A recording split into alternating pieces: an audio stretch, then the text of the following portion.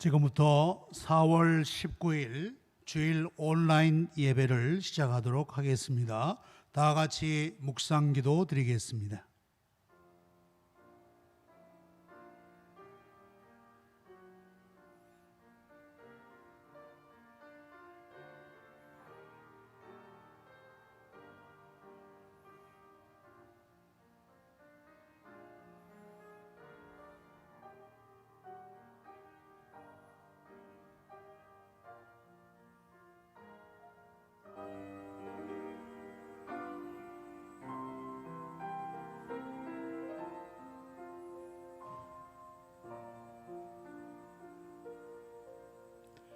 사도신경으로 신앙 고백 드리겠습니다.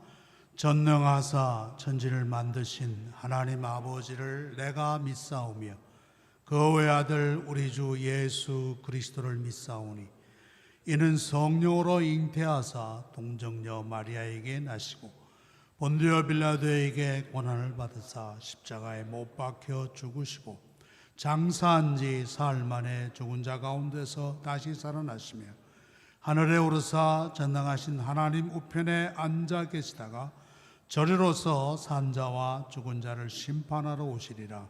성령을 믿사오며 거룩한 공회와 성도가 서로 교통하는 것과 죄를 사하여 주시는 것과 몸이 다시 사는 것과 영원히 사는 것을 믿사옵나이다.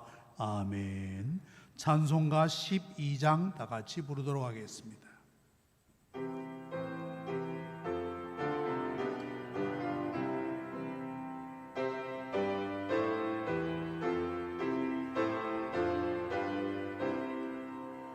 다 함께 주를 경배하세. 주 같은 이가 어디 있을까.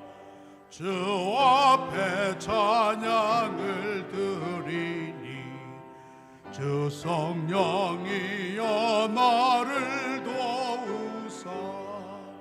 주 기뻐하실 노래 불러서 그 이름 찬양하게 하소서.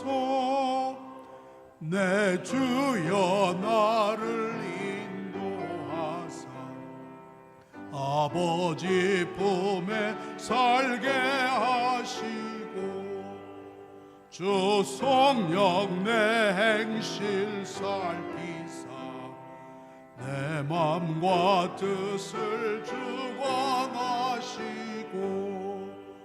주 성령 내 맘 열어주시사 전평화 간직하게 하소서. 주 성령 나를 감화하사 새 노래 나의 맘에 솟으니 참되고 간절한 기도로 다 주께 영광 돌려보내고 주 성령 내 맘 열어주시사 내 주를 찬양하게 하소서.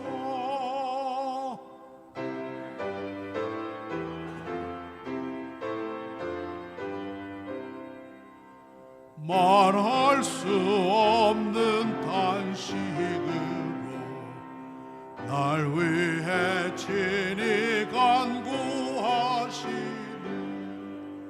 주 성령 날 항상 돕나니 이 천한 몸은 주의 것이며 주님의 귀함 이을 자임을 너 밝히 알게 하여 주소서.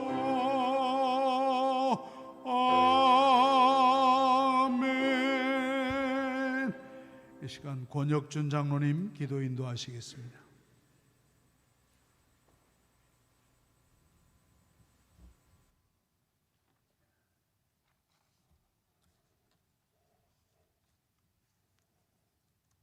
천지 만물을 지으신 하나님 아버지, 오늘도 어둠을 물리치고 환한 빛을 주셔서 무한 감사를 드립니다. 해 뜨기 직전이 어둡다고 하는데 지금의 코로나19가 어둠과 두려움과 사회적 거리두기로 주님의 자녀들이 출구 없는 터널 속에서 헤매었으나 온라인 예배로 주님께 영광 돌릴 수 있게 하여 주시니 감사를 드립니다. 지금 이 시간도 성도님들 집에서는 믿음과 소망을 두 손에 모아 간절히 기도하며 온 가족이 함께 온라인 예배를 드리고 계실 성도님들도 다음부터는 교회에서 서로 안부 인사하며 말씀과 기도로 주님께 찬양 드리기를 간절히 원하오니 코로나19를 퇴치하는 역사를 허락하시어 주님의 백성들이 기쁨으로 예배 드릴 수 있게 은혜를 나려 주시옵소서. 우리를 희망과 복된 길로 인도하신 하나님, 저희에게 위기와 시련으로 단련케 하시고 치유의 은혜를 허락하여 주셔서 감사를 드립니다. 코로나19로 신앙이 나태하지 않게 주님의 귀한 능력의 손으로 이끌어 주시고 하루하루의 삶에서 믿음과 행함으로 주님을 영화롭게 하는데 앞장설 수 있게 인도하여 주시옵소서. 어려움과 시리에 빠진 성도를 보살피는 사랑을 저희 모두에게 심어 주시옵소서. 활동이 힘든 어르신들, 코로나로 더욱더 위축되어 있사오니 강건함을 허락하시어 예배 참석에 지장이 없도록 주님 이끌어 주시옵소서. 주님의 몸된 교회에서 드리던 예배가 코로나19로 중단되어 신앙생활의 리듬이 바뀌어 혼란이 예상되오니 우리 모든 성도님들 성령 충만하게 회복할 수 있는 힘과 지혜와 명철을 다하여 주시옵소서. 저희는 먼저 역사의 주관자이신 하나님을 찬양하오니 영광 받아 주시옵고 코로나19 사태를 통해 하나님의 영광이 나타나실 것을 믿사오며 감사하며 이 모든 말씀 예수님의 이름으로 기도드립니다.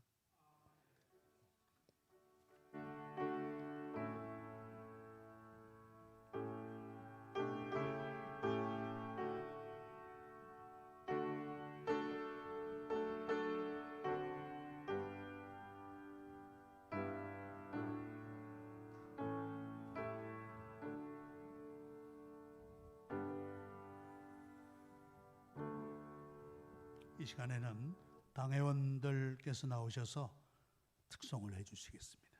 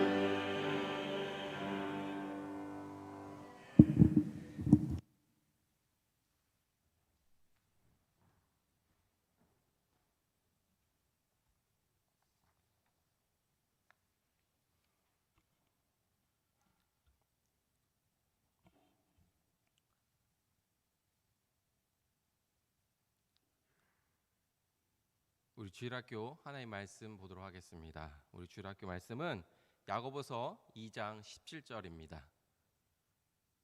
야고보서 2장 17절 말씀입니다.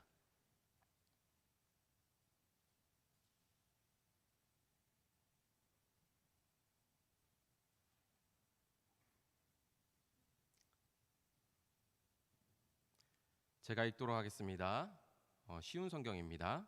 믿음도 마찬가지입니다. 행동이 따르지 않는 믿음은 죽은 믿음입니다. 아멘.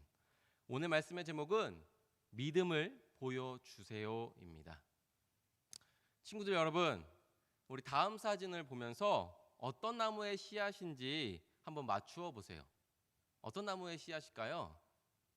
혹시 알고 있는 친구가 있을까요? 아마 대부분의 친구들이 씨앗만 보고 맞추기는 어려울 것 같아요. 그럼 다음의 사진을 우리 한번 볼까요? 무슨 나무인가요? 네, 벚꽃과 사과나무이에요. 아까 씨앗이 왼쪽 거는 벚꽃, 오른쪽은 사과나무 씨앗이었어요. 그럼 우리 친구들에게 쉬운 질문을 하나 해볼게요. 벚나무 씨앗에서 자란 나무가 벚꽃이 아닌 다른 꽃이 필 수 있을까요? 네, 당연히 없겠지요. 그럼 사과나무의 씨앗에서 자란 나무가 사과가 아닌 다른 열매를 맺을 수 있을까요? 네, 이 또한 당연히 없을 거예요. 우리는 오늘 이 사실을 통해서 알 수 있어요. 어떤 나무인지는 씨앗이 결정을 해요. 그래서 그 씨앗에서는 다른 나무가 자랄 수 없고 다른 꽃이 필 수 없고 다른 열매를 맺을 수가 없어요. 그런데 저는 너무나 이 당연한 모습을 우리의 믿음에 대해서 한번 생각해 보았어요. 우리 친구들은 예수님을 믿나요? 네, 나는 예수님을 믿는 어린이에요. 이 믿음의 마음의 고백은 마치 나무의 씨앗이라고 할 수 있어요. 그럼 마음에 예수님의 씨앗을 심은 우리 친구들은 어떠한 꽃과 어떠한 열매를 맺어야 할까요? 근데 당연히 예수님을 마음의 씨앗으로 심은 우리는 예수님의 꽃과 예수님의 열매를 맺어야 해요. 이는 다른 말로 예수님의 모습과 예수님의 행함을 보여주어야 한다는 것이에요. 그런데 참 이상한 일이 있어요. 분명 예수님의 마음을 믿는다고 고백은 했는데 그의 모습에 예수님의 모습이 나타나지 않는다면 어떻게 된 것일까요? 예를 들어 예수님을 사랑한다고 한 번 말하고 두 번 말하고 10번 말하고 100번 1000번 말했는데 찬양도 하기 싫고 말씀도 읽기 싫고 예수님의 사랑이 우리의 모습에 보이지 않는다면 그 사람은 예수님을 진짜로 믿는다고 할 수 있을까요? 물론 하나님 말씀에 마음으로 믿어 입으로 고백하면 그 자는 구원받은 자라 했어요. 그런데 우리는 한 가지를 더 알아야 해요. 입으로만 고백만 하면 우리는 뭔가 부족해요. 뭔가 아쉬워요. 그래서 이러한 말이 있어요. 믿음은 행동이다. 믿음은 삶이다. 그래요. 믿음은 말로만 하는 것이 아니에요. 삶으로도 보여주어야 해요. 오늘 하나님 말씀에도 이렇게 쓰여 있어요. 우리 다 함께 야고보서 2장 17절 말씀을 우리 한 목소리로 읽어보도록 하겠습니다. 시작. 믿음도 마찬가지입니다. 행동이 따르지 않는 믿음은 죽은 믿음입니다. 오늘 말씀에 행동이 따르지 않는 믿음은 죽은 믿음이라고 쓰여 있어요. 여기서 죽음이라는 것은 아무런 도움이 될 뿐만 아니라 우리들에게 해롭다, 나쁘다라는 뜻이 있어요. 행동하지 않으면, 믿음을 보여주지 않으면 오히려 우리에게 해롭고 나쁘대요. 그리고 야고보서 2장 19절에 이렇게 말하고 있어요. 여러분은 하나님이 한 분이신 것을 믿으니 잘하는 일입니다. 그런데 귀신들도 그것을 믿으며 두려워서 떱니다. 보여주지 않는 믿음에 대한 잘못을 지적하고 있어요. 그리고 20절에 이렇게 질문하고 있어요. 어리석은 여러분, 행함이 따르지 않는 믿음은 아무 쓸모도 없는 걸 모르시겠습니까? 행함이 따르지 않는 믿음은 아무 쓸모없는 믿음이라고 우리들에게 가르쳐주고 있어요. 그럼 진짜 믿음으로 사는 사람은 어떤 모습일까요? 오늘 우리가 함께 읽은 말씀 다음 구절을 보면 진짜 믿음으로 살았던 한 사람이 나와요. 그 사람은 바로 아브라함이에요. 아브라함은 나이 100세에 이삭을 낳았지요. 늦은 나이에 또 사랑하는 자녀이기에 이삭을 너무나 사랑했지요. 그런데 하나님께서 아브라함에게 말씀하셨어요. 너는 사랑하는 아들 이삭을 데리고 모리아 땅으로 가거라. 내가 너에게 일러주는 산에서 내 아들을 잡아 태워드리는 제물인 번제물로 드려라 라고 말씀을 했어요. 그의 아브라함은 어떻게 했을까요? 사랑하는 자녀에게 고민하고 고민했을 거예요. 그리고 매우 슬프고 매우 아픈 일이었을 거예요. 그런데 아브라함은 지체하지 않았어요. 고민하지 않았어요. 다음날 아침 일찍 일어나 하나님께서 말씀하신 모리아 땅으로 아들 이삭과 제사에 번제했을 장작을 가지고 출발했다라고 말씀에 쓰여 있어요. 아브라함은 어떻게 이러한 모습을 보여줄 수 있었을까요? 그는 하나님을 진짜로 믿었어요. 히브리서 11장 19절 말씀을 보면 이 사건에 대해 이렇게 쓰여 있어요. 아브라함은 하나님께서 죽은 사람도 살려주신 것을 믿었습니다. 아브라함은 믿었어요. 하나님께서는 모든 것을 다 하실 수 있는 분이다. 하나님께서는 우리에게 언제나 좋은 계획, 우리를 바른 길로 옳은 길로 인도하시는 분이다 라는 것을 믿었어요. 그래서 실제로 아들 이삭이 아버지에게 이렇게 질문했어요. 아버지, 우리 함께 제사하러 가는데 그 제사에 바칠 그 제물은 어디에 있나요? 라고 질문을 했을 때 아브라함은 이렇게 말했어요. 하나님께서 다 준비하실 것이다 라고 말이에요. 결국 이야기는 어떻게 끝나는지 우리 친구들 알고 있나요? 하나님께서 모든 것을 준비하셨어요. 그리고 믿음을 보여준 아브라함은 그 이후 믿음의 조상이라 칭함을 받았고 오늘 하나님의 말씀에는 하나님의 벗이라 하나님의 친구가 되었다라고 말씀에 쓰여 있어요. 우리 친구들 혹시 진짜 하나님이라는 찬양을 혹시 알고 있나요? 이 찬양을 우리 잠깐 목사님이 불러볼 테니까 아는 친구들은 잠깐 불렀으면 좋겠어요. 우리 한번 불러볼까요? 진짜 하나님을 알지 못해서 세상 많은 사람들이 헤매고 살아. 엘리야가 당당하게 보여주었듯 어린 나도 당당하게 보여줄 거야. 우리가 섬길 참 하나님은 오직 여호와. 우리가 따를 참 주님은 오직 여호와. 맞아요. 하나님을 믿는 진짜 믿음을 가진 사람들은요 당당하게 보여주어야 돼요. 어리다고 보여줄 수 없는 것이 아니에요. 믿음을 가진 사람은 어려도 보여줄 수 있어요. 우리는 믿음을 보여주는 어린이가 되어야 해요. 네, 믿음은 진리를 당당하게 드러내는 삶의 모습이 담겨져 있어야 해요. 마치 예수님께서 사랑을 말씀만 하신 것이 아니라 실제로 십자가에서 그 참된 사랑을 보여주었듯이 우리도 믿음을 가진 어린이라면 그 믿음을 보여주어야 해요. 참된 신앙을 지키는 것은 어려운 세상 속에서 참으로 어려워요. 그러나 자신의 삶과 행동으로 믿음을 표현하는 것은 하나님의 명령이자 우리에게 주신 사명이에요. 우리 친구들 돌아오는 한 주간 또한 평생 기억하셨으면 좋겠어요. 우리는 믿음을 씨를 가져 믿음의 꽃과 열매를 맺어야 하는 어린이에요. 즉 믿음을 입으로만 말하는 것을 넘어 믿음을 보여주어야 해요. 그럼 그때 하나님께서 우리들에게 말씀하실 거예요. 참 잘했다. 내 사랑하는 아들이요 내 사랑하는 딸이라 라고 말해요. 그리고 그뿐만 아니라 믿음의 선조들의 모습을 보고 많은 사람들이 하나님을 믿은 것처럼 우리 친구들의 믿음의 모습을 보고 많은 사람들이 하나님을 믿게 될 거예요. 참 멋진 일이죠. 우리 친구들 진짜 하나님의 자녀로 멋진 믿음을 보여주는 어린이가 되기를 간절히 소망합니다. 우리 기도하겠습니다. 하나님, 오늘도 우리에게 하나님의 말씀을 듣게 하시니 감사합니다.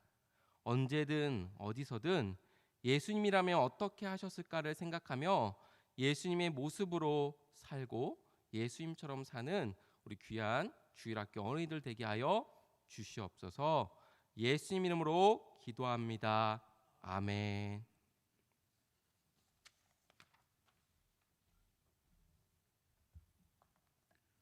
오늘 우리에게 주신 말씀은 요한복음 21장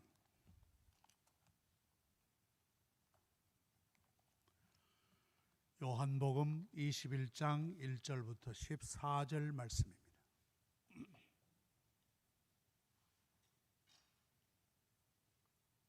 신약 184면 그 후에 예수께서 디베랴 호수에서 또 제자들에게 자기를 나타내셨으니 나타내신 일은 이러하니라. 시몬 베드로와 디두모라 하는 도마와 갈릴리 가나 사람 나다나엘과 세베대 아들들과 또 다른 제자 둘이 함께 있더니 시몬 베드로가 나는 물고기 잡으러 가노라 하니 그들이 우리도 함께 가겠다 하고 나가서 배에 올랐으나 그날 밤에 아무것도 잡지 못하였더니 날이 새어갈 때에 예수께서 바닷가에 서셨으나 제자들이 예수이신 줄 알지 못하는지라. 예수께서 이르시되 얘들아 너희에게 고기가 있느냐 대답하되 없나이다. 이르시되 그물을 배 오른편에 던지라 그리하면 잡으리라 하시니 이에 던졌더니 물고기가 많아 그물을 들 수 없더라.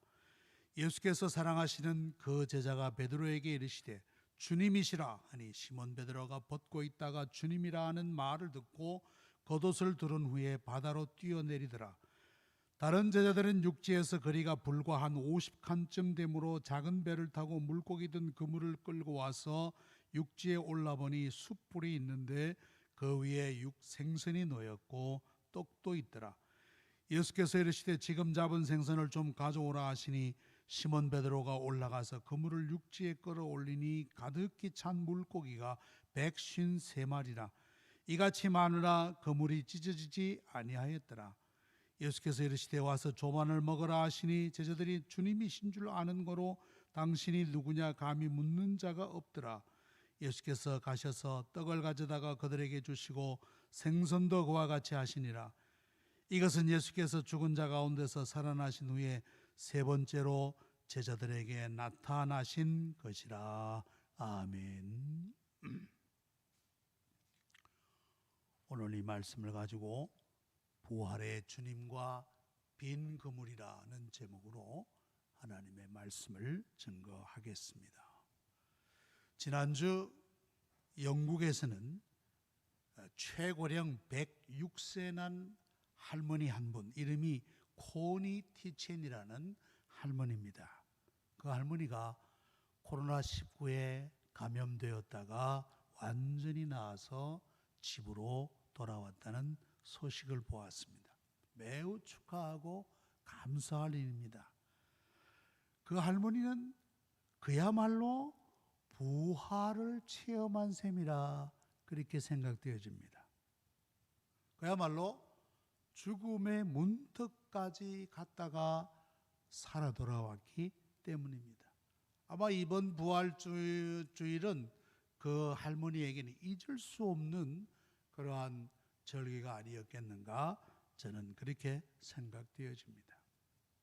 부활은 우리 기독교 신앙의 핵심이자 신자에게 영원한 위로가 되시는 것입니다.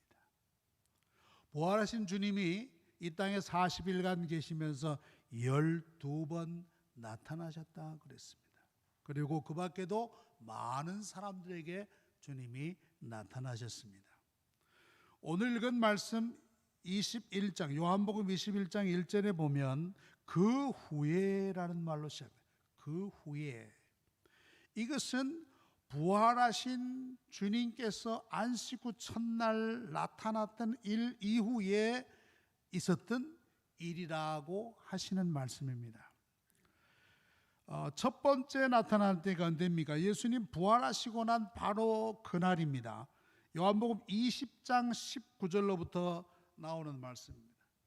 안식 후 첫날 있었던 일이에요. 제자들은 두려워서 문을 콕콕 닫아 걸고 있었을 때 주님께서 그 가운데 나타나지 않으셨습니까?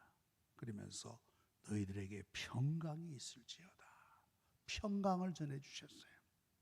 그러면서 저들에게 손과 옆구리 상처를 그대로 보여주셨어요. 예, 보아라.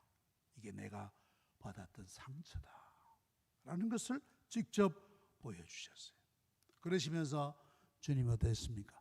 성령을 숨을 내쉬면서 성령을 받으라. 성령을 저들에게 부어주셨던 일을 볼 수가 있습니다. 아마 제자들이 예수님이 부활했다는 소식은 듣긴 들었지만은 저들은 아직도 반신반의했을 것입니다. 과연 그게 사실인가? 그러나 주님이 직접 나타나셔서 당신의 부활의 모습을 그대로 보여주셨던 것입니다. 그리고 나서 8해 지났을 때 또 주님이 나타나셨습니다. 그때 주님이 나타나신 것이 요한복음 20장 24절로부터 나오는데, 그때는 특별히 한 제자를 마음에 주님이 두셨을 것이다. 그 제자가 누굽니까? 도마입니다. 도마를 디두모라고 하는 도마를 마음에 두셨어요. 도마는 제자들이 안식 후 첫날 예수님, 부활하신 예수님 만났다 했을 때 나는 못 믿는다.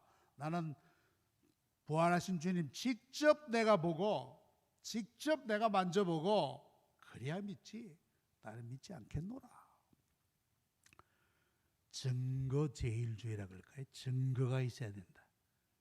철저한 경험주의적인 그런 사고의 소유자였다라고 볼 수가 있어요. 아마 그 도마의 그 불신을 제거하기 위해서 주님 다시금 8해 만에 나타나셔서 보여주셨어요. 보아라, 도마야, 나의 손을 보아라, 내 옆구리를 보아라. 거기에는 분명하게 주님의 상처난 못자국, 창자국, 그것이 아마 선명하게 남아 있었을 것입니다. 그러면서 주님이 하시는 말씀이 뭡니까? 믿음 없는 자가 되지 말고 믿는 자가 되라 그랬습니다. 믿음 없는 자가 되지 말고 믿는 자가 되라. 예수님은 도마가 믿음 없음을 꾸짖거나 그렇게 하지 않으시고 사랑으로 대하시면서 이 말씀을 하셨다고 볼 수 있습니다. 도마는 주님의 말씀 앞에 머리를 숙이지 않을 수가 없었을 것입니다. 자기의 불신을 버리지 않을 수 없었습니다. 도마는 그 자리에서 주님, 나의 주님이시요 나의 하나님이십니다 라고 고백했어요. 의심의 사람 도마가 믿음의 사람으로 거듭나는 순간이었다라고 볼 수가 있을 것입니다. 그때 예수님, 너는 나를 본고로 믿느냐? 보지 못하고 믿는 자들이 복되도다. 그렇게 말씀하셨어요. 여러분들, 그 당시 부활하신 예수님을 보고 믿는 사람들이 얼마나 되겠습니까? 예수님의 제자들, 또 예수님을 따랐던 무리들, 주님을 사랑했던 그 일련의 무리들은 소수에 지나지 않습니다. 아마 예루살렘 전체 인구의 0.1%도 안 되었을 것입니다. 그 주님이 하신 말씀, 보지 못하고 믿는 자들이 복되도다. 이 말은 무슨 말씀이겠어요? 이제 장차 올 많은 성도들, 예수님을 보지 못했지만은 그 부활의 신앙을 가질 성도들에게, 즉 우리들에게 하시는 말씀이라고 볼 수가 있어요. 보지 못하고 믿는 자들이 복되도다. 그래서 베드로 사도는 그의 서신 베드로전서 1장 8절에 이렇게 말씀했습니다. 예수를 너희가 보지 못하였으나 사랑하는도다. 이제도 보지 못하나 믿고 말할 수 없는 영광스러운 즐거움으로 기뻐하니 믿음의 결국 곧 영혼의 구원을 받음이라 그랬습니다. 보지 못하고 주님을 사랑하는도다. 아까 주님이 말씀하신 그 보지 못하고 믿는 자가 복되도다 하시는 말씀과도 연관이 되는 말씀이라고 볼 수 있습니다. 신앙은 뭐겠습니까?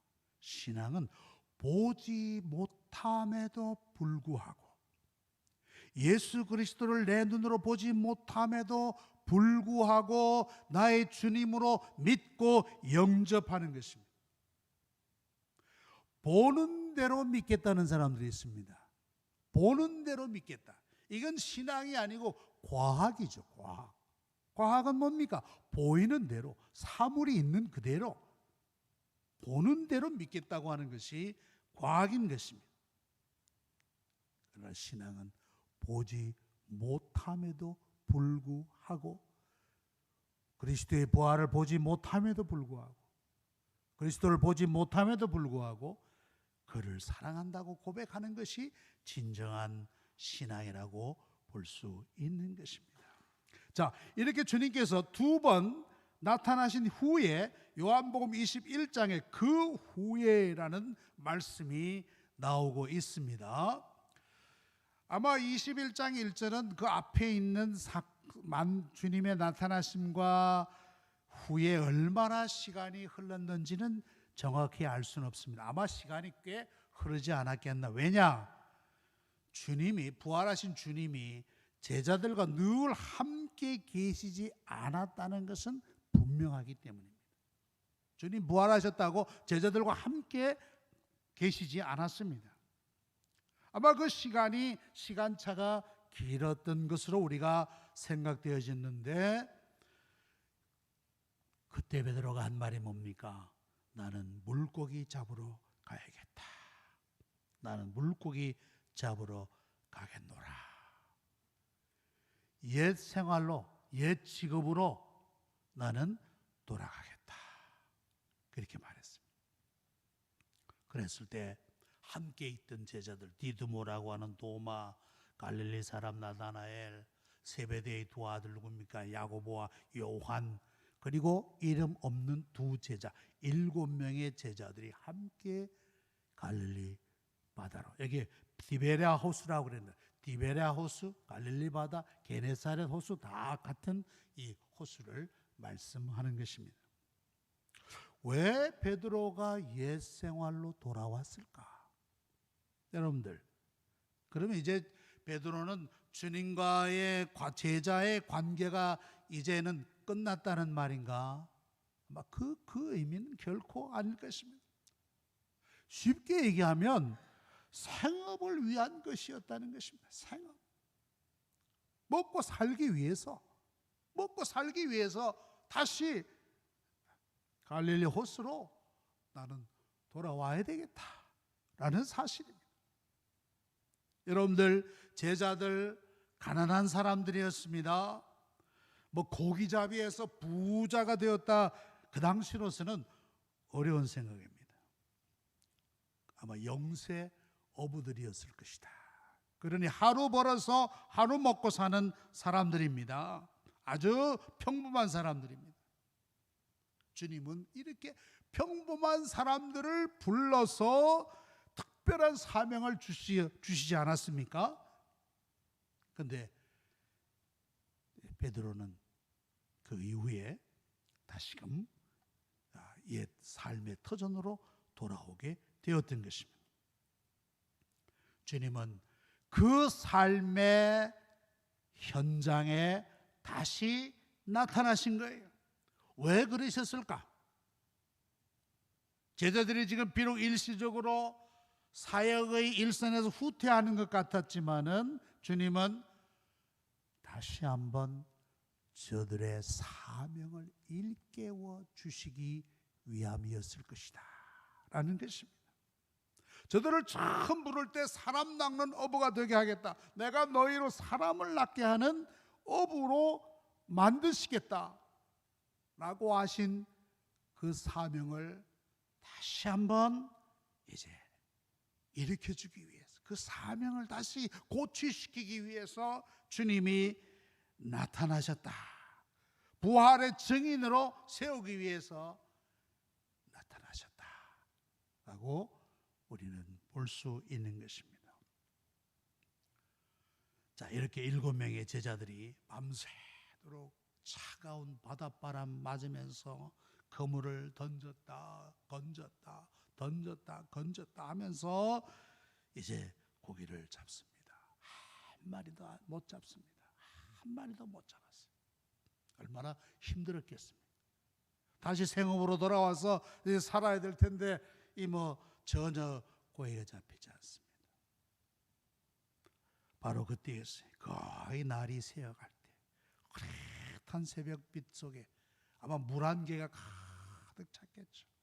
저 멀리 어떤 한 분이 서 계십니다. 아마 제자들은 저분이 누구신가 처음에 잘 몰랐겠죠. 그때 그분이 말씀했습니다. 애들아, 너희에게 고기가 있느냐? 애들아, 너희에게 고기가 있느냐? 우리가 이 성경을 볼 때 애들아, 주님이 제자들을 너무 이렇게 좀 낮추어서 부르지 않았나 의아심을 갖게 되는데, 이 말은 그 당시 일반 하류 사회에서 사용하던 애칭이라고 합니다.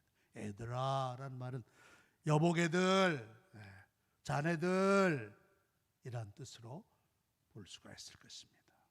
고기가 좀 잡히는가? 아유, 전혀 안 잡힙니다. 배 오른편에 그물을 던져보게. 배 오른편에 그물을 던져보게. 갈릴리 호수에서는 말이죠, 지금도 가끔은 눈에 보일 정도로 고깃대가 몰려올 때가 있다 그럽니다. 눈에 보일 정도로. 얼마 전에 들은 얘기인데 한강에도 숭어떼들이 막 몰려서 올라온다 그래요. 숭어떼를 지어서 올라온다 그러는데, 예수님이 아마 보셨겠죠. 아, 저기 고깃떼들이 몰려 있구나. 배 오른편에 그물을 던져라. 저들이 그 말을 듣고 직접 그물을 던졌습니다. 그때서야 요한이 베드로에게 하는 말이 뭡니까? 야, 주님이시구나. 주님이시구나. 아마 베드로는 그가 자기가 처음 주님을 만났을 때 디베랴 바닷가에서 주님 뭐라 했습니까? 깊은 곳에가 그물을 던지라 하는 그 사건이 아마 머리에 순간적으로 스쳤어요. 아이고, 바로 그 주님입니다. 부활하신 주님이 나타나셨구나. 그걸 보고는 그냥 겉옷을 두른 채 바다 위로 뛰어들었더라. 이 베드로의 성격이 얼마나 급한지 알 수가 없어요. 벵겔이라는 성경학자는 이런 말을 했어요. 그리스도의 사랑은 사람으로 하여금 불과 물이라도 통과하여 오도록 이끈다. 끈다. 그리스도의 사랑은 사람들로 하여금 불과 물이라도 통과하여 오도록 끈다. 베드로가 그러지 않습니까? 주님이라는 말씀을 듣고 그대로 그냥 옷 입은 채로 그냥 물속으로 뛰어들어서 주님을 만나러 간다. 부활하신 주님이 이곳에도 찾아왔구나. 나의 삶의 이 현장에도 주님이 찾아오셨구나. 감사하고 감격해서 그는 지체할 수 없이 그냥 물속으로 자기 몸을 내던졌던 것입니다. 밤새도록 아무것도 잡지 못한 그날 이후에 말이에요. 여러분들, 우리의 삶 속에도 이런 빈 그물이 찾아올 때 있지 않습니까? 빈 그물, 사업의 빈 그물, 가정의 빈 그물, 건강의 빈 그물, 인간 관계의 빈 그물. 아무리 내가 수고를 해도 이건 뭐 수확이 없습니다. 빈 그물뿐이에요. 그럴 때 우리가 어떻게 해야 될까? 어떻게 해야 될까? 주님의 말씀에 귀를 기울여야 될 것입니다. 주님의 말씀에. 세상의 소리를 닫고 사람의 소리를 닫고 주님의 소리, 말씀의 소리에 귀를 기울이는 것이 사는 길이다. 사는 길이다. 그야말로 주님의 소리, 말씀의 소리에 귀를 기울이는 것이 부활하신 주님을 만나는 것이라. 세상 끝날까지 우리와 함께 하시겠다고 하신 그 주님, 그 주님을 제가 믿습니다. 주님 도와주세요. 저희 빈 그물을 채워주세요. 채워주세요. 저들이 순종했을 때 얼마나 놀라운 일이 일어났습니다. 얼마나 그물을 들 수 없을 정도로 엄청난 고기를 잡아 올렸던 것입니다. 그리고 저들이 육지에 올라오게 되죠. 그물을 끌고 육지에 올라옵니다. 그런데 놀라운 사실은 주님께서 숯불을 피워 놓으시고 그 위에 생선과 고기를 올려놓으시고 제자들을 기다리고 계셨다라는 사실입니다. 부활하신 주님이 제자들의 위로가 되어주시는 현장이라고 볼 수가 있습니다. 밤새도록 지치고 빈 그물과 씨름하였던 저들에게 주님께서 위로를 주시고 힘을 주시고 격려를 주시는 주님을 우리는 발견할 수 있어요. 여러분, 엘리야 선지자가 어떻습니까? 엘리야 선지자가 아합이 두려워서 그리 시내가에 숨어 있을 때 말이죠. 까마귀를 통해서 아침 저녁으로 떡과 고기를 주지 않았습니까? 엘리야가 이 바알 우상 숭배자들을 다 무찌르고 영적 전투를 치렀지만은 그 굉장히 피곤하고 힘들고 그 또한 그 무기력함으로 브엘세바 광야로 피신하여 극도로 지쳤을 때 주님께서 천사를 보내서 그를 일으키십니다. 천사. 성경에 보니까 엘리야를 보고 그를 어루만졌더라. 어루만지며 일어나 먹어라. 일어나 먹어라. 거기에는 엘리야의 머리맡에는 숯불에 구운 떡과 물 한 병이 놓여 있었더라. 그런데 흥미로운 사실은 엘리야는 그것을 먹고 또 잤더라 그랬습니다. 엘리야는 그걸 먹고 잤더라. 엘리야는 하나님이 공급해 주시는 이런 양식을 먹고 충분한 휴식을 취하였던 것으로 볼 수가 있습니다. 주님 말씀하지 않았습니까? 수고하고 무거운 짐진 자들아 다 내게 오라. 내가 너희를 쉬게 하리라. 내가 너희에게 진정한 쉼을 주리라. 주님께서 제자들 밤새도록 빈 그물로 씨름하였던 제자들을 불러다가 따뜻한 불가를 만들고 떡과 생선을 준비해서 저들을 먹이시는 것을 볼 수 있습니다. 자, 그래서 저들이 육지에 올라왔습니다. 그때 주님께서 하시는 말씀이 지금 잡은 생선을 좀 가져오라. 좀 더 넉넉하게 먹자꾸나. 너희들이 잡은 생선 더 가져오느라. 주님이 준비하신 것보다도 저들에게 더 풍성하게 먹이고자 하시는 주님을 우리는 볼 수가 있습니다. 그래가지고 베드로가 그물을 끌고 와서 그 큰 고기를 헤아렸습니다. 한 마리, 두 마리, 세 마리. 세어보니까 153마리라. 153마리.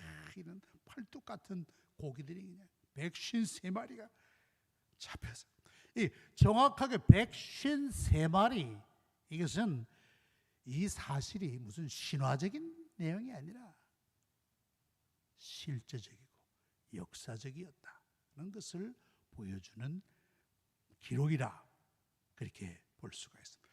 153마리라.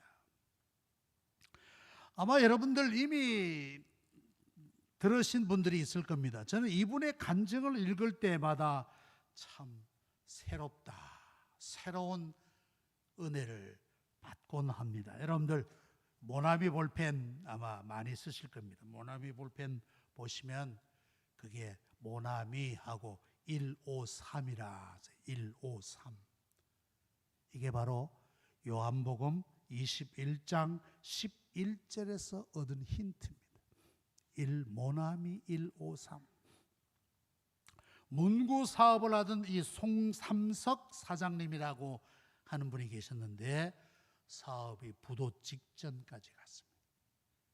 믿음은 있었지만은 더 이상 버틸 수가 없었어요. 그분은 마지막으로 기도원에 가서 기도하자. 그래가지고 기도원에 올라가서 간절하게 기도했어요. 하나님, 그야말로 제가 이 빈 건물을 만났습니다. 하나님, 이 빈 건물 어떻게 하시겠습니까? 간절히 기도할 때 그에게서 회개가 터져나왔어요. 하나님, 내가 하나님 말씀대로 살지 못했습니다. 사업한다고 주일도 제대로 못 지키고 11조도 제대로 못하고 믿음으로 살지 못했습니다. 하나님, 통에 자복하면서 그가 큰 은혜를 받고 요한복음 21장을 읽다가 이 요한복음 21장 11절 말씀에 눈이 확, 153, 베드로가 잡은 그 큰 물고기가 153마리라. 여기에 눈이 확 꽂힌 거예요. 그렇지. 내가 이번에 새로 만드는 볼펜에다 이걸 새겨야 되겠다. 모나미 153 0.5 어떻습니까? 모나미 볼펜 안 쓰는 사람은 아마 없을 것입니다. 우리 한국 문구류의 부동의 1위가 아닙니까? 1위.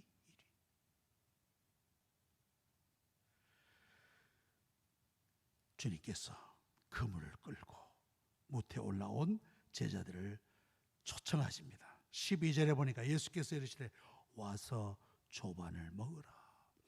와서 조반을 먹으라. 자, 우리 같이 밥 먹자. 밤새 얼마나 수고했니 너희들? 얼마나 피곤하고 지쳤니? 우리 함께 식사하자.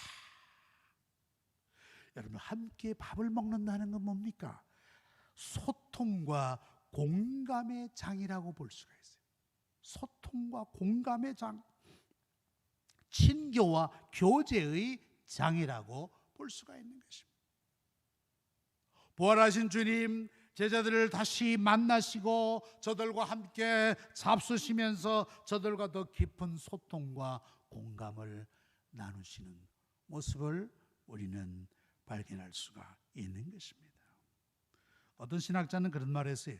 부활하신 예수님께서 유대인 대중들과 더불어 식사를 나누신 일은 한 번도 없으셨다. 오직 그는 그의 제자들과 더불어 식사를 나누셨다. 많은 무리들과 함께 연회를 열어서 부활을 축하하는 그런 자리 없으셨어요. 제자들과 더불어 조반을 먹자꾸나 하면서 저들을 초청하여 주셨던 것입니다. 제자들은 그 주님 앞에서 당신이 정말 부활하신 주님이십니까? 라고 묻는 사람 한 사람도 없었어요. 한 사람도 없었어요. 십자가에 달려 죽기 전에 그 얼굴, 그 음성, 그 체구 그대로 주님께서 저들에게 나타나 보이셨다라는 것입니다. 13절에 보면 이런 말씀이죠. 예수께서 가셔서 떡을 가져다가 그들에게 주시고 생선도 그와 같이 하셨더라. 이 말씀은 무슨 말씀이겠습니까? 부활하신 주님께서 떡과 생선을 그들과 함께 나누어 잡수셨다는 사실은, 나누어 잡수셨다. 즉 부활하신 주님 저들과 함께 식사하셨다는 것은 무슨 의미겠습니까? 주님의 부활은 결코 영적인 부활이 아니라는 사실입니다. 먹고 마신다는 것은 뭡니까? 우리 육적인 그런 상태를 의미한 거 아니겠습니까? 주님의 부활은 육적 부활이라, 육적 부활이라 하는 사실을 명확하게 보여줍니다. 왜 이 사실이 중요한가?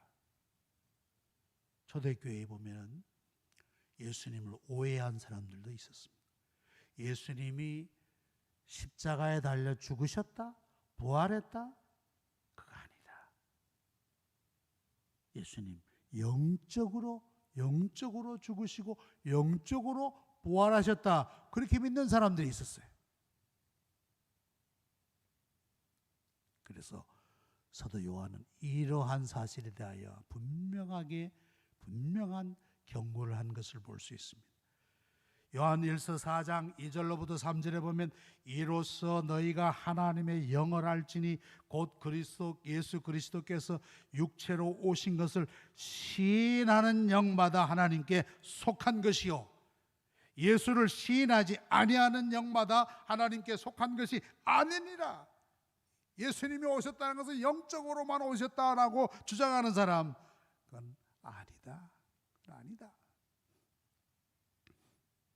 베드로는 부활하신 주님과 함께 식사하셨던 이 경험을 생생하게 기억하고 있었어요. 생생하게. 그래서 사도행전 10장 41절에 보면 베드로가 이런 말 한 적이 있습니다. 모든 백성에게 하신 것이 아니요 오직 미리 택하신 증인 곧 죽은 자 가운데서 부활하신 후 그를 모시고 음식을 먹은 우리에게 하신 것이라. 그를 모시고 음식을 먹은 우리가 누굽니까? 베드로와 디도, 도마와 세베대의 두 아들과 나다나엘과 그 제자들 안에 있겠습니까? 부활하신 주님 디베랴 호숫가에 가셔서 제자들과 함께 잡수시고 힘주시고 격려해 주시고 저들에게 당신의 부활을 분명하게 확인시켜 주신 그런 셈입니다. 그러면서 저들에게 다시 한번 사명을 고취시켜 주셨다.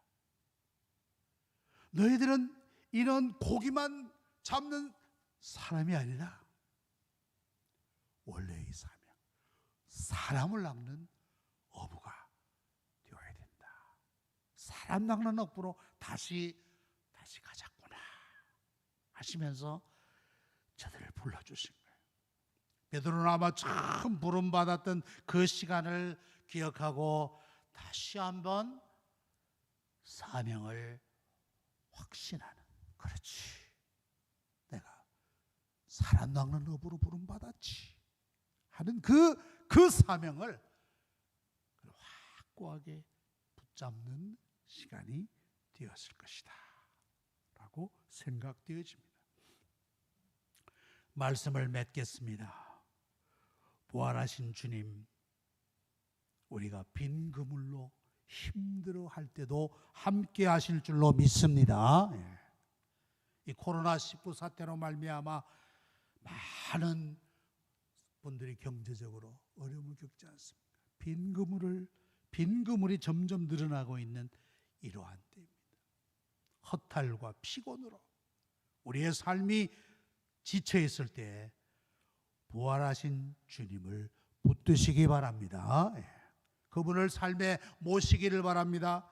요한계시록 3장 20절에 볼지어다 내가 문 밖에 서서 두드리노니 누구든지 내 음성을 듣고 문을 열면 내가 그에게로 들어가 그와 더불어 먹고 그는 나와 더불어 먹으리라. 분명히 약속하셨습니다. 코로나19로 지쳐있는 성도님들, 부활하신 주님과 깊이 교제할 수 있기를 바랍니다. 그래서 주님이 주시는 떡과 고기를 우리도 먹고 주님이 주시는 위로와 격려를 얻어서 이 어려운 때를 넉넉히 이겨나가시는 우리 성도님들이 다 되시기를 소망합니다. 기도하겠습니다. 사랑과 은혜가 충만하신 하나님 아버지, 주님께서 사망 권세에서 일어나셔서 부활의 첫 열매가 되셨습니다. 부활하신 주님, 제자들에게 찾아가셔서 힘과 위로와 격려를 아끼지 않으시고 저들에게 다시 한번 사명을 확인시켜 주셨습니다. 하나님, 코로나로 말미암아 지쳐있는 모든 성도들에게 찾아오셔서 위로와 격려와 힘을 주시옵소서. 부활하신 주님을 영접하여 주님과 함께 먹고 마심으로 영적 교제가 뜨겁게 회복되게 하여 주시옵소서. 예수님의 이름으로 기도하옵나이다. 아멘. 찬송가 191장 부르도록 하겠습니다.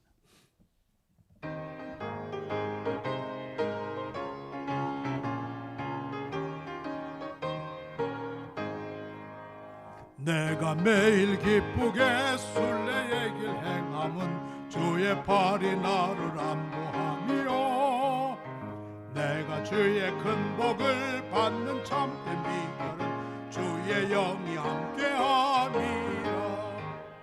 성령이 계시네, 할렐루야 함께하시네.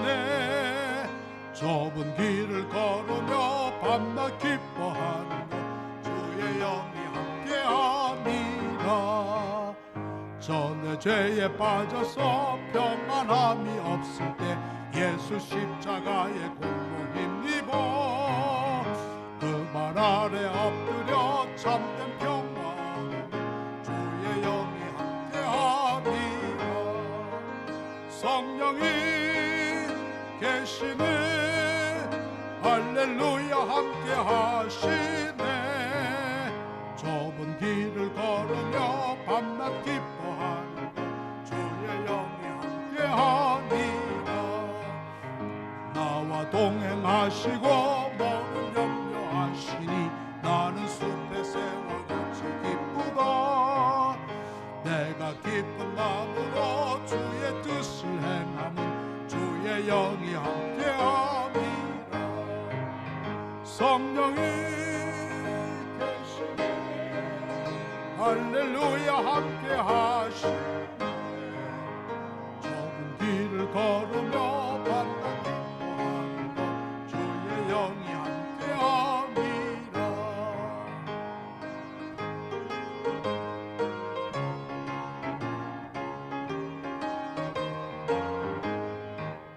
세상 모든 욕망과 나의 모든 정욕은 이미 못을 박았네. 모든 밤이 지나고 무거운 짐 벗으니 주의 영이 함께함이라. 성령이 계시네, 할렐루야 함께하시네. 좁은 길을 걸으며 밤낮 기뻐하는 것 주의 영이 함께함이라. 교회 소식을 말씀드리겠습니다. 수요 예배 22일 수요일 온라인 예배로 드릴 수 있습니다. 예배 안내를 말씀드립니다. 다음 주부터 1부, 2부, 3부 예배를 드립니다. 3부 예배는 청년 예배로 드리겠습니다. 이제 공립 예배를 이제 여는 것입니다. 그런데 이 사회적 거리 지키기를 하기 위해서는 우리가 이 자리 배치를 해야 되는데 그러기 위해서 꼭 예배 참석하겠다 하시는 분들은 신청해 주시면 좋겠습니다. 사무실에 꼭 신청해 주시기 바랍니다. 나는 이번에 예배 꼭 참석하겠다 하시는 분들 꼭 신청을 받으시고 죄송합니다만은 100명 정도 참석이 가능하지 않겠나 그렇게 생각되어집니다. 꼭 신청을 해주시면 감사하겠습니다. 그리고 기저질환이 있으신 분들, 연세가 많으신 분들은 온라인으로 집에서 예배를 드리시면 좋겠다 하는 생각을 가집니다. 그리고 차량 운행은 없습니다. 5월 첫째 주일까지 차량 운행이 없음을 양해해 주시기 바라고, 주일학교는 5월 첫째 주 이후에 결정을 해서 또 말씀을 드리도록 하겠습니다. 그리고 이제 4월 26일 날 예배가 공개적으로 시작되고 4월 27일부터는 새벽 기도회, 수요 예배, 금요 기도회 다 정상적으로 이제 시행을 하겠습니다. 여러분들이 그렇게 아시고 기도로 준비해 주시면 감사하겠습니다. 주일 예배, 교육 예배부서 온라인 예배로 드리고 또 헌금은 온라인으로 드릴 수가 있겠습니다. 주일 학교를 위한 온라인 기도회가 매주일 오전 10시 15분부터 30분까지 있습니다. 교우 소식들을 말씀드립니다. 김성호 A 집사님 은평 성모병원에 입원 중이십니다. 김정배 집사님 세란병원에 입원 중이십니다. 여러분들이 위해서 기도 많이 해주시기 바랍니다. 김실근 권사님은 영등포구 신길동으로 이사하셨습니다. 우리 다 함께 봉헌 기도 올리겠습니다. 봉헌 기도. 제가 착각했습니다. 기도하겠습니다. 거룩하시고 은혜로우신 하나님 아버지, 이 시간 온라인으로 헌금을 드렸습니다. 하나님 받아주시옵소서. 부활하신 주님의 음성에 순종하였을 때 빈 그물이 채워졌듯이 현재의 어려운 경제 상황 가운데서도 주님의 말씀에 순종하게 하여 주시옵소서. 성도들의 빈 그물이 있다면 채워지는 역사가 있게 하여 주시옵소서. 육신의 건강이 여의치 못하여 수술하고 입원 중인 성도들 찾아가 위로하여 주시고 속히 회복시켜 주시옵소서. 군 복무 중인 자녀들도 눈동자와 같이 지켜 주시옵소서. 이 물질이 하나님께 아름답게 쓰임받기 원하옵고 예수님의 이름으로 기도하옵나이다. 아멘. 우리 다 일어나셔서 635장 찬양을 드리겠습니다.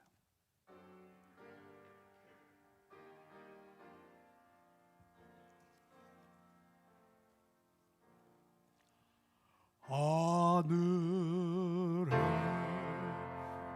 계신 아버지,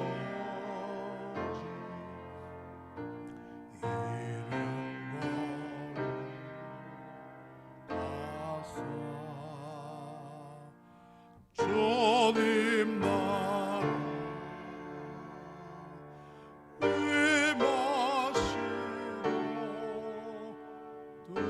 뜻이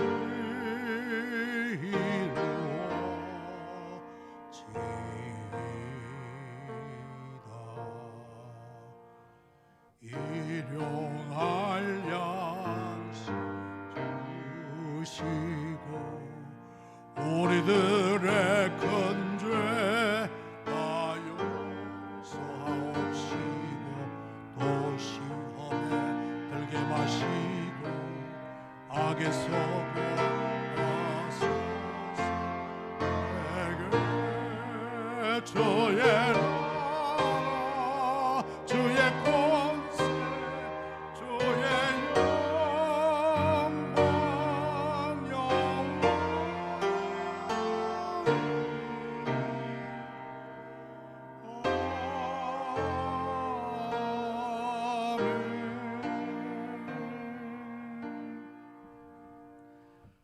지금은 우리 주 예수 그리스도의 은혜와 하나님 아버지의 무궁하신 사랑과 성령의 감동, 감화, 교통, 위로, 치유하심이 모든 성도들 머리 위에, 가정 위에 지금부터 영원토록 함께 있을지어다.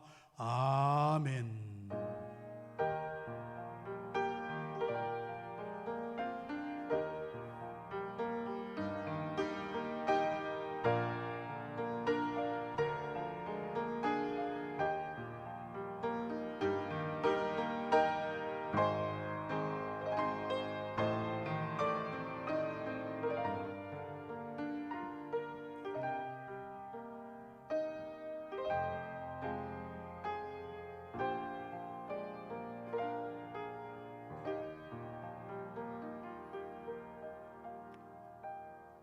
이것으로 4월 19일 온라인 예배를 마치도록 하겠습니다.